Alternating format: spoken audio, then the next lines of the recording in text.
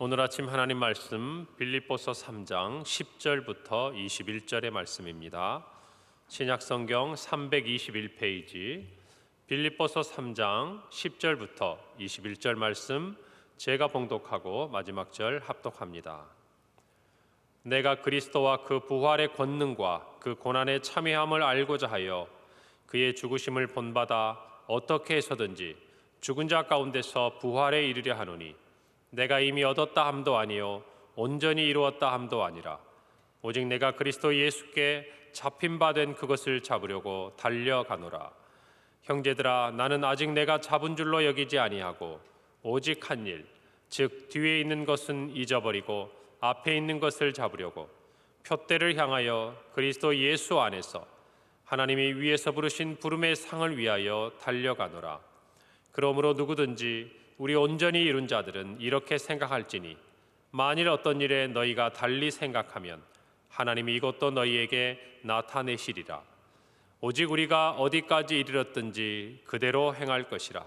형제들아, 너희는 함께 나를 본받으라. 그리고 너희가 우리를 본받은 것처럼 그와 같이 행하는 자들을 눈여겨보라. 내가 여러 번 너희에게 말하였거니와 이제도 눈물을 흘리며 말하노니 여러 사람들이 그리스도의 십자가의 원수로 행하느니라. 그들의 마침은 멸망이요 그들의 신은 배요 그 영광은 그들의 부끄러움에 있고 땅의 일을 생각하는 자라. 그러나 우리의 시민권은 하늘에 있는지라. 거기로부터 구원하는 자 곧 주 예수 그리스도를 기다리노니. 함께 읽습니다. 그는 만물을 자기에게 복종하게 하실 수 있는 자의 역사로 우리의 낮은 몸을 자기 영광의 몸의 형체와 같이 변하게 하시리라. 아멘. 오늘 우리는 빌립보 교회 성도들이 향한 바울의 편지, 너무나도 귀한 본문을 묵상합니다. 우리 어제 본문과 더불어서 참 이 바울의 이 아름다운 신앙의 고백을 들으면서 문득 이런 생각이 들었습니다.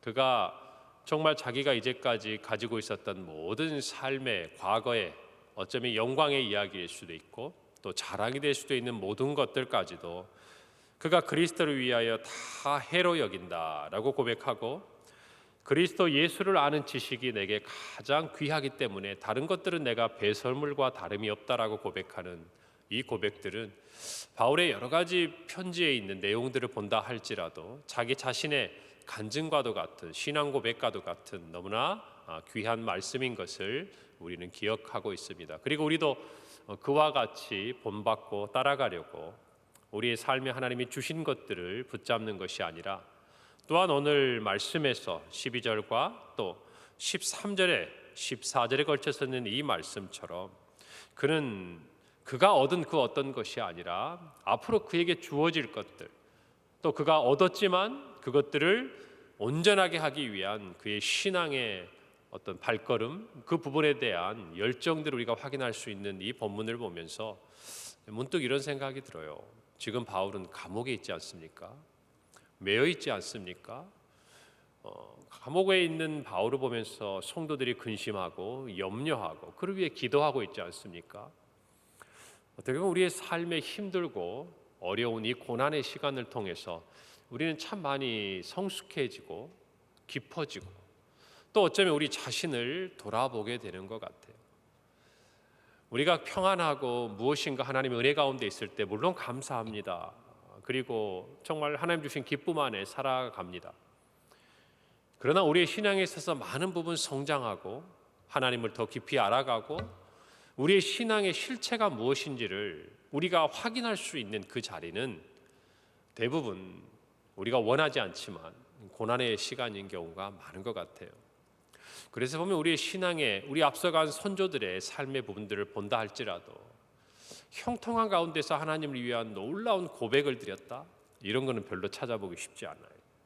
그러나 그들이 핍박을 당하고 고난을 받고 정말 감옥에 갇히고 생명의 위기 가운데 있는 그 상황에서 평상시에는 그 자신들도 할 수 없는 놀라운 신앙의 고백들, 또 신앙의 어떤 삶의 부분들을 나타내는 것을 저와 여러분이 볼 수 있습니다. 마찬가지로 오늘 이 바울의 고백, 우리가 10절 말씀에 그는 그렇게 이야기하죠. 내가 그리스도와 그 부활의 권능과 그 고난에 참여함을 알고자 하여 그의 죽으심을 본받아. 그 다음에 11절에 이 부분이 제 마음에 참 다가와요. 어떻게 해서든지 죽은 자 가운데서 부활에 이르려 한다.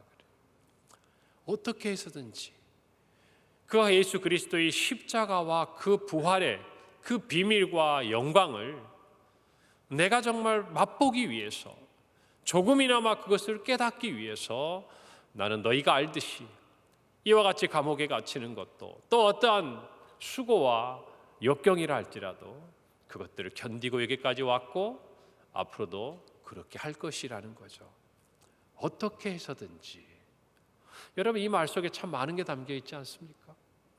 저와 여러분의 삶의 우선순위와 하나님을 향한 예수 그리스도를 닮아가고자 하는 거룩한 열정들이 어디까지인가? 어떻게 해서든지 내가 예수 그리스도의 그 십자가와 그 부활에 참여하고픈 그 바울의 거룩한 열정, 그것이 오늘 이 자리까지, 오늘 이 빌립보 교회에게 편지하는 이곳까지 바울을 이끌어왔고, 하나님께서는 바울의 이 마음을 보시고 그를 이방인의 사도로서 정말 오늘날까지 우리가 말씀을 통해 만날 수 있는 귀한 삶으로 이끌어 주셨다라는 것이죠. 사랑하는 성도, 우리는 이 시대를 좀 더 뭔가 이해해 볼 필요가 있습니다. 우리는 단순히 이 시대를 살면서 율법, 은혜, 바울이 늘 얘기하는 것이죠. 율법과 반대되는 개념 속에 있는 은혜라는 것이죠. 너희들이 율법의 행위를 통해서 구원을 얻는 것이 아니고 오직 하나님의 은혜로 말미암아 구원을 얻는 것이다. 그리고 오늘 우리가 정말 알고 있는 것처럼 행위가 아니라는 것이죠. 믿음이라는 것이에요. 믿음이라는 것. 그런데 우리는 이 시대의 어떤 배경에서 생각해 보면 그냥 하나의 신학적인 주제라고 생각할 수 있겠지만, 오늘 빌립보 교회 안에서 바울이 어제 말씀 중에 2절에 개들을 삼가라고 그러지 않습니까? 그 말씀 속에 개들이 어떤 존재들입니까? 할례당들이죠. 여러분, 근데 놀라운 것은요, 유대인들만 할례를 주장한 게 아니었어요. 이 시대에 바울이 이야기하는 개들, 할례당, 손할례당이라고 이야기하는 사람들은 이방인들이었어요. 그들은 처음부터 유대인도 아니에요. 그런데 그가 복음을 그들이 듣고 난 다음에 그들이 다시 율법으로 돌아가는 것이죠. 은혜로 시작했는데 다시 행위로 돌아가는 거예요. 그러고 나서 그들 스스로가 유대인도 아니면서 그들의 몸에 할례를 통해서 그들의 구원과 의로움을 나타내고자 하는 것이에요. 얼마나 안타까운 일입니까? 그것들을 보면서 바울은 책망하고 있는 것이에요. 그리고 그 사람들의 이 유혹이요, 강렬한 것이죠. 왜요? 여러분, 같은 입장이라고 한번 생각해 보십시오. 유대인이 와가지고 너희들 우리처럼 할례 받아야 돼, 그래야 구원을 받는다 하는 거 하고, 자기들과 다름없는 이방인들이 와가지고 봐라, 나도 예수 그리스도를 믿고 있지만 진정한 구원은 할례를 받아야 그것이 하나님께 확실히 보증되는 거야. 우리와 같은 입장에 있는 사람이 얘기한다면 무엇이 더 설득력이 있겠습니까? 그러니까 넘어가기 시작하는 거예요. 그것들이 이 빌립보 교회 성도들에게 거짓 가르침으로, 거짓 유혹으로 다가오는 것들을 바울은 안타까운 심령으로 보고 있는 것이죠. 그리고 그 시대에는 이것이 강력한 영적인 진지였어요. 그래서 그것을 깨뜨리기 위해서 다윗은 끊임없이 이신칭의 믿음으로 말미암아 구원에 이른다는 것에 대해서 우리에게 강력하게 주장하고 있는 것입니다. 우리는 이미 거기에 대해서는 신학적으로 정리가 되어 있죠. 저와 여러분은 오직 믿음으로 말미암아 의에 이른다는 것을 확실히 신앙 안에 고백합니다. 맞지요? 그렇습니다. 우리의 구원에 있어서 행위가 개입할 수 있는 부분은 1도 없어요. 아이들의 이야기처럼. 그럼에도 불구하고 우리는 또 하나의 고민들을 가지고 있는 것이죠. 우리 안에 예수 그리스도를 믿음으로 말미암아 구원을 얻었는데 그럼 그걸로 모든 게 다 끝나버리냐? 이 사상이 그 당시에 영지주의를 비롯해서 정말 초대교회 당시에 수많은 잘못된, 거짓된 교사들이 퍼뜨린 이야기입니다. 여러분, 늘 잘못된 것은요, 우리를 편안하게 이끌어가요. 우리가 뭔가 그것을 함에 있어서 많은 것들을 희생하지 않아도 얻을 수 있는 것, 그쪽으로 우리 이끌어갑니다. 또 한편으로는 우리를 두렵게 합니다. 두려움을 심어줘요. 하나님에서 진정한 자유와 기쁨을 얻는 것이 아니라 마치 이것을 하지 않으면 하나님이 우리를 징계하실 것 같은, 실제로는 하나님이 사랑으로 우리들에게 다가오시는 그 부분까지도 왜곡시켜 버리는 거예요. 여러분, 그래 우리는 정말 말씀을 통해서 하나님을 알아갑니다. 하나님의 공의와 사랑이 십자가에서 완벽하게 하나가 된 것을 우리는 보고 그 십자가를 믿음으로 말미암아 구원을 얻은 사람들이에요, 저와 여러분은. 그래서 우리는 이 거짓이 많은 세상 가운데서 적어도 우리 교회 성도들은 성경이 말한 정말 그 단순하지만 하나님의 구원에 담겨 있는 이 진리의 말씀에서 여러분 확고하게 서 있어야 하는 것입니다. 처음에는 솔깃할 수 있어요. 무슨 말인지 모르니까. 그러나 이것이 구원에 있어서의 분명한 진리가 아니라고 한다면 적어도 그것들을 분별할 수 있는 것이 저와 여러분에게 있어야 한다는 것입니다. 오늘 우리는 이 말씀을 통해서 바울의 가르침을 분명히 깨닫기를 바랍니다. 바울은 12절에서 그렇게 이야기합니다. 내가 이미 얻었다 함도 아니고 온전히 이루었다 함도 아니라 내가 그리스도 예수께 잡힌 바 된 그것을 잡으려고 달려간다 그랬습니다. 그게 뭡니까? 그가 잡았다 함도 아니고, 그렇죠? 그가 이룬 것도 아니고, 그러나 이루지 못한 것도 아니에요. 잡지 못한 것도 아니에요. 그것을 잡으려고 또한 그는 달려가고 있는 것입니다. 우리가 구원에서 보면 이미와 아직, 우리는 예수 그리스도를 말미암아 구원을 받았습니다. 여러분, 언젠가 말씀드렸지만 개역 개정으로 바뀔 때 예전에는 이것을 얻었다 그랬습니다. 근데 얻었다는 의미 속에 인간의 공로가 조금이라도 표현될 수 있는 의미가 담겨 있다고 해서 이걸 다 받았다고 했어요. 여러분, 얻었다 그러면 내가 뭔가 노력해서 이렇게 취한 것 같은 느낌이 어감이 좀 있지 않습니까? 우리나라 국어의 어떤 의미에 보면. 그런데 받았다고 하면 어떻게 됩니까? 나는 아무것도 한 게 없잖아요. 준 거를 받은 거잖아요. 그래서 그것들을 다 바꾼 거예요. 그 의미를 왜 그렇게 했는지를 우리가 깨달아야 되는 것이에요. 바울은 이야기하는 거예요. 우리 앞선 9절에서 내가 가진 의는 율법에서 난 것이 아니요 오직 그리스도를 믿음으로 말미암은 것이니 곧 믿음으로 하나님께로부터 난 의다, 그 말. 내 공로가 아니라는 거예요. 오직 믿음, 뭡니까? 이신칭이잖아요. 그러면 그 당시의 사람들은 할례를 받아야 되고 그 어떤 행위를 해야 나에게 구원이 완성된다고 생각했던 그 모든 것들을 바울은 배격하는 거예요. 여러분, 이것이 저와 여러분의 믿음의 기초예요. 구원이 무엇인가 우리의 공로와 행위를 더 붙이려고 하는 것들은 모두 다 성경에서 벗어난 것들이라는 것입니다. 그런데 이상하죠. 그것이 우리에게 솔깃하단 말이에요. 인간의 죄된 본성은 무엇인가 하나님 앞에서 내가 주장하고 싶은 게 있는 거예요. 내가 개입하고 싶은 게 있는 것이에요. 여러분, 아니에요. 그것이 명확해지면 아닌 것들이 분명해져요. 내가 공로를 얻은 것이 아니라는 것이 명확해지면 무엇이 참이고 거짓인지가 분명해진다, 그 말입니다. 여러분, 그래서 바울은 믿음으로만 된다고 이 얘기를 하면서도 그는 12절에 이렇게 말합니다. 그러므로 나의 사랑하는 자들아, 너희가 나 있을 때뿐 아니라 더욱 지금 나 없을 때에도 항상 복종하여 두렵고 떨림으로 너희 구원을 이루라 그랬어요. 여러분, 이미 이루어졌다고 하지 않았습니까? 믿음으로 말미암아 구원을 얻었다 하지 않았습니까? 그런데 그는 이미 내가 얻었다 함도 아니고 이루었다 함도 아니라고 이야기를 합니다. 오히려 그는 나와 같이 너희도 두렵고 떨림으로 너희 구원을 이루라는 것입니다. 우리는 아무것도 한 게 없이 주어진 받은 이 구원을 우리를 어떻게 이루라는 것입니까?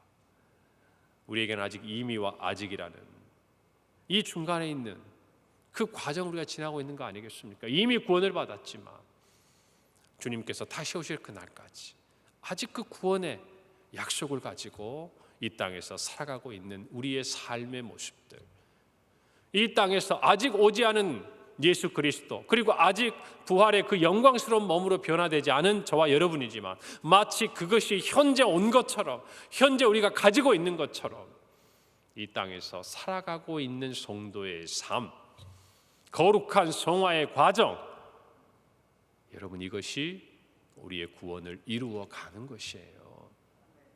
그것은 믿음으로만 가능한 것입니다. 그것은 내 손에 아직 내 손에 잡히지 않았지만 이미 주어진 것으로 여기는 사람들만이 그 구원을 믿고 오늘 우리에게 주어진 삶을 살아갈 수 있는 것이라는 말이에요. 다른 것이 아니에요. 저와 여러분이 이 믿음 안에 오늘 살아가기를 간절히 바랍니다. 그래서 성령께서는 저와 여러분을 도우시는 거예요. 그 믿음을 간직한 자로 살아갈 수 있도록. 저와 여러분의 이 구원이 어떻게 시작되었고 어떻게 이루어져 가는지를 저와 여러분은 분명히 알아야 합니다. 그 시작도 우리가 알듯이 에베소서 2장 8절 9절의 말씀처럼 너희가 그 은혜로 말미암아 믿음으로 구원을 받았다고 그랬어요. 이것이 너희에게서 난 것이 아니라고 그랬어요. 그러므로 우리의 행위에서 난 것이 아니니 자랑할 것이 없는 하나님의 선물이라고 이야기를 했습니다. 여러분, 이것이 명확한 진리.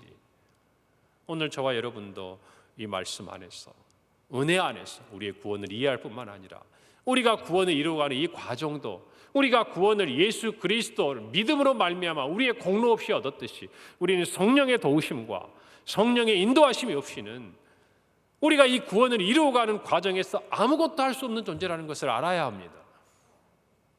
그렇기 때문에 우리는 성령에 충만해야 되고 성령에 이끌려 살아가는 성령의 사람이어야 하는 것입니다. 마치 우리가 얼마 전에 야고보서를 통해서 믿음과 행함에 대해서 이야기할 때 그것이 더러 다른 개념이 아니라고 그랬잖아요. 믿음이 있는 자에게 차이 나타나는 게 행함의 모습이라면, 우리가 믿음으로써 구원을 얻었다 고백하는 사람은 당연히 믿음으로 얻는 그 구원이 내가 예수 그리스도의 장성한 분량에 이르도록 예수 그리스도를 닮아가고자 하는 거룩한 삶으로, 성화의 과정으로 나타나게 된다는 것은 자연스러운 것이에요. 다른 얘기가 아니라는 것입니다. 우리는 구원을 정말 받은 자로서 바울에게서 배워야 될 분명한 태도가 하나 있어요. 나는 아직 내가 잡은 줄로 여기지 아니하고 오직 한 일, 즉 뒤에 있는 것은 잊어버리고 앞에 있는 것을 잡으려고 표대를 향하여 부름의 상을 향하여 달려간다라고 13절과 14절에 이야기합니다. 여러분, 우리는 하나님 앞에 나아가는 모습 속에서요, 늘 뭔가 신앙 안에서 현재적인 요소가 없으면 자꾸 과거에 의존하게 돼요. 내가 지금 주님께 받는 은혜, 내가 지금 주님과 함께하고 있는 교제가 없으면 자꾸 이전의 교제, 이전에 받은 은혜에 머무르게 돼요. 여러분, 그러나 우리가 이 구원의 은혜의 감격을 가지고 있는 사람은 매일매일 주님 앞에서 새로운 은혜를 사모하고 주님께서 주시는 새로운 믿음의 결단들을 행하는 것을 볼 수 있는 것입니다. 여러분, 왕년회라는 게 있잖아요. 우리 만나면 여러분, 왕년회 우리 다 잘 나갔지 않습니까? 젊을 때 다 멋지고 아름답지 않았나요? 조금 주관적일 수는 있겠지만 우리 다 그렇잖아요. 만나보면 왕년에 멋지지 않은 분이 없고 왕년에 열심히 살지 않은 사람이 없고 뭐 확인할 수는 없겠습니다만 다 그래요. 우리 왕년에. 여러분, 신앙에서는 이 왕년회를 버려야 돼요. 내가 왕년에 하나님께 어떤 헌신을 했고, 내가 왕년에 하나님 위해서 어떻게 살았고. 제가 우리 성도님들을 만나면서 연세가 드신 분들 보면 다 이렇게 말씀하세요. 목사님, 제가 예전에는 참 뜨거웠었는데 나이가 들고 몸도 약해지고 나니까 이러면 안 되는데. 그런데 여러분, 저는 이해는 돼요. 왜요? 이제 나이가 드셨잖아요. 옛날만큼 뭔가 주를 위해 보이는 열정으로 하나님 앞에 할 수 있는 것은 분명히 제한되는 거예요. 그때는 내 경제력도 있었고 또 주를 위해 뭔가 할 수 있는 건강도 있었고 힘도 있었어요.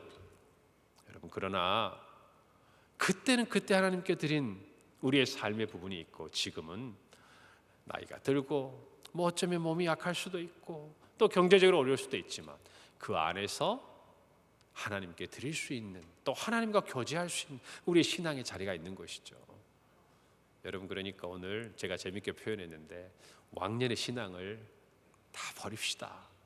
바울도 그 말 아닙니까? 내가 왕년에 유대인 중에 유대인이고 히브리인 중에 히브리인이고 가말리엘 문화에서 배웠고 옛날에는 그게 내 자랑이었다는 거예요. 근데 내가 믿음으로 구원을 얻고 나니까 앞에 있는 그 믿음으로 말미암은 나에게 주어진 그 구원을 이루기 위해 달려가는 이것이 나에게 너무나 좋은 거예요. 그게 내 표대가 되어서 내 눈앞에 있는 거예요. 그러니까 과거에 내가 뭘 한 게 그렇게 나에게 중요하지 않아요. 그때는 그때 은혜였고 오늘 나에게 새로운 은혜가 필요한 거예요. 나에게는 오늘 만나야 될 주님이 필요한 거예요.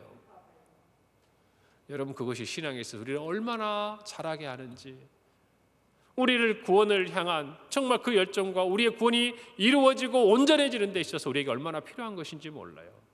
여러분, 제가 신년주일에 우리가 새 마음과 새 사람이 되고 새 일을 행하신 하나님을 보자고 이야기할 때 처음이 뭡니까? 새 마음이에요. 우리가 과거에 주신 은혜도 감사하지만 주님이 이루실 새로운 그 일들을 위해서 우리의 마음이 먼저 열려야 되는 거예요. 앞에를 봐야 돼요. 뒤에 좋았던 영광스러운 기억도 우리가 앞으로 달려가기 위해 우리에게 필요한 거예요. 아멘입니까? 그래요. 그것이 우리를 붙들어 주거든요. 오늘 저와 여러분의 삶이 그와 같이 표대를 향하여, 앞을 향하여 나아가기를 바랍니다. 여러분, 젊은이들은요 옛날 얘기 안 합니다. 라떼 얘기하면 꼰대라 그래요. 그렇잖아요. 라떼는 꼰대라 그래요. 젊은이들은요 항상 앞을 얘기해요. 내가 돈을 얼마를 벌고, 내가 어디를 취직을 하고, 내가 뭘 하고. 무슨 말이에요? 걔네들은 옛날 얘기할 필요가 없어요. 왜? 앞에 있는 시간이 더 기대되고 좋으니까. 여러분, 그런데 나이가 들면 어떻게 되죠? 옛날에는 내가 건강했는데, 운동도 잘했는데. 왜요? 내가 생각해보니까 앞으로 좋을 일이 별로 없거든요, 그때보다. 여러분, 그러나 신앙의 세계는 그렇지 않아요. 하나님과 많은 교제를 하고 하나님의 은혜를 알고 하나님에 대한 지식이 쌓여갈수록 우리는 날로 새로워지는 거예요. 우리의 겉사람은 후패해지는 것처럼 보일지 몰라도 우리의 속사람은 날로 새로워지는 것이 신앙의 세계에서의 여러분 젊음의 비결이에요. 할렐루야. 우리 모두가 젊어지기를 바랍니다.